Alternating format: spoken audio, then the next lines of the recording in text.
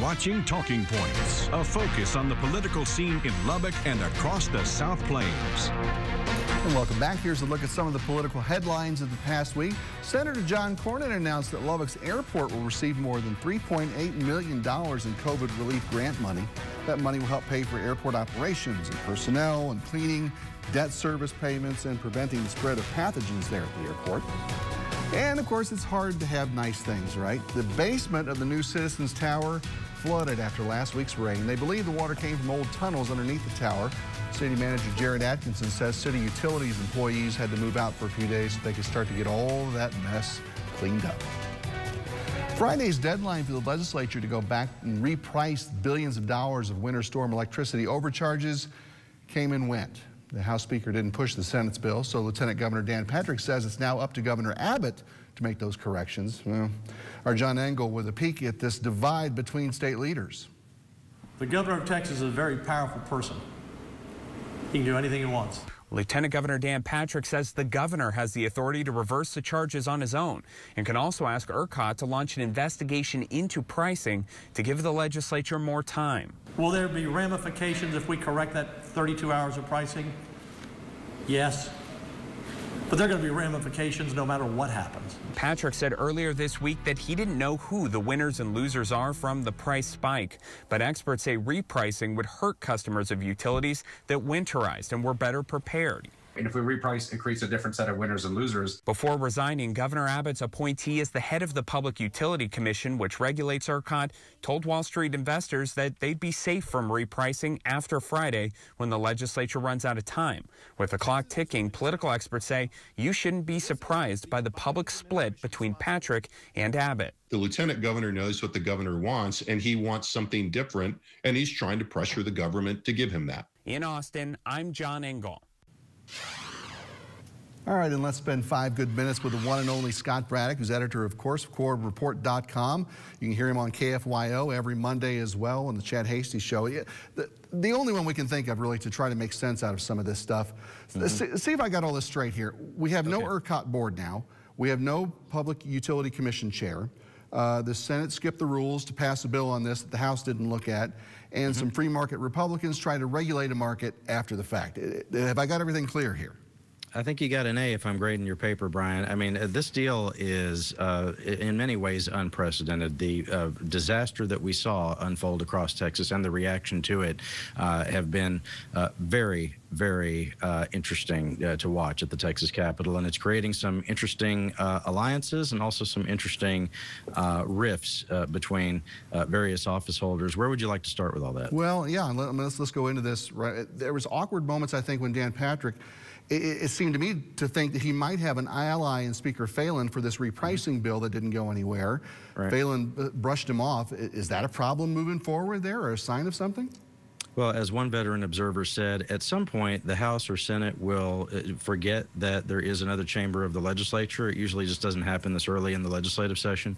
That's usually later when they start tearing each other apart. Right now, during a legislative session, it's usually when they're building up relationships that they will later throw in the garbage. But we saw a quick standoff develop this week in the legislature. And, you know, in Texas, since it's all Republicans in charge, it's not usually a story about a fight between Republicans and Democrats or conservatives and liberals, even though that does happen sometimes, of course.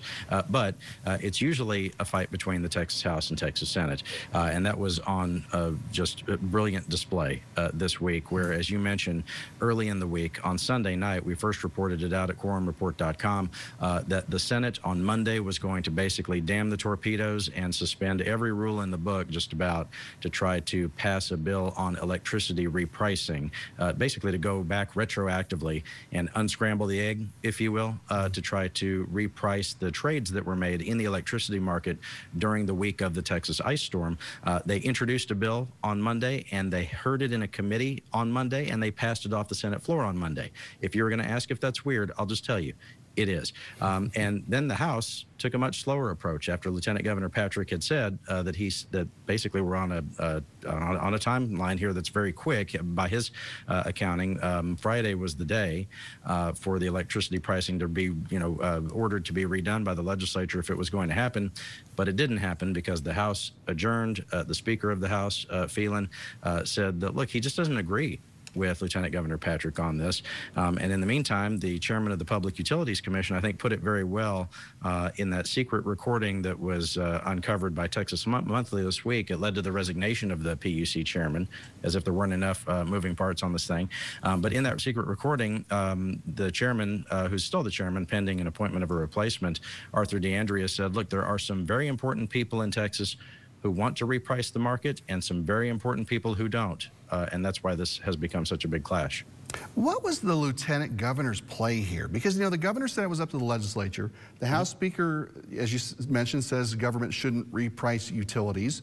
In the end, it really doesn't affect a lot of Texans, only the ones who didn't have the fixed rate pricing. Why was he out on that limb in the first place? You know, I think in some ways he's winning the political argument right now because the lieutenant governor has successfully, at least in the estimation of some, framed this up as sort of a populist argument. He's arguing the sort of the opposite of what you just said, which is factual. The lieutenant governor is saying that people in Texas, consumers, are going to pay more going forward for electricity if there isn't repricing. The facts don't line up with that. The truth is that repricing is probably only a small piece of what's going to eventually happen with the electricity bills that your viewers pay.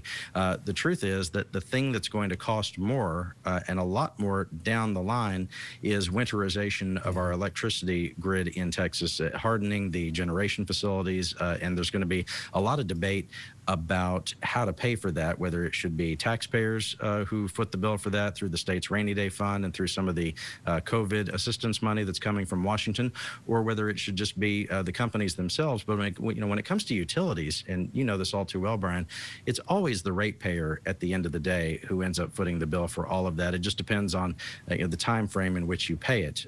If this is all stuff that gets amortized over 10, 20 years, then these are going to be small amounts on the actual bill that you pay if you have a fixed rate plan, which for the vast majority of people, that's the case. Those variable rate plans where you saw the headlines and reported it here in Lubbock, the fact is those folks who had gritty plans, the GRIDDY plans, which those were reversed, knocked out this week, that's only 1% of the market, the kind of folks who saw their bills go from $50 a month up to maybe $16,000 a month. That's not the vast majority of people. The House is advancing bills that would require power producers to take care of that sort of weatherization process there, and really they haven't any. I haven't seen anything in any of those bills that says who would pay for it anyway. You mentioned this. That's right. Lubbock watching all of this with that June deadline to at least partially join the ERCOT grid. Representative Burrows and Senator Perry have hinted that maybe Lubbock should delay this. What's the chance of at least having a better concept of some path forward for a long-term power reliability and how this is going to be paid for in just 3 months? The timeline is not clear, and I every day am thinking less and less that this is going to be resolved by the end of the regular legislative session. In fact, the Speaker of the House has said on the record that it's a good thing that the legislature is probably going to have special sessions anyway. Those would have to do primarily with redistricting of the state, which we can talk about some other time in more detail. But the fact is that this is the short version. COVID messed that up. Stop me if you've heard this before. COVID-19 caused problems with something. The census information, the data from the Census Bureau is delayed, which means we may not see special sessions on redistricting, and I'm using the plural of sessions. We may not see that till later in the year, like around September. It's possible we could see special sessions into next year on that issue. Well, Phelan has said it's a good thing they've got legislative overtime because they'll have more time to work on what is going to be a complex solution to a complex problem with the electricity grid. There's a lot of those these days in Austin. If you want to find out more about it, quorumreport.com is the place to go. They'll get you signed up there, and you can read all about it from Scott Braddock and hear him on KFYO as well. Good to talk to you again, my friend. Let's talk again soon. Absolutely. Thanks, Brian. And straight ahead, immigration policy changes lead to a more serious problem at the border and more stress on Texas leaders to deal with what's going on. Oh, look, next on Talking Points.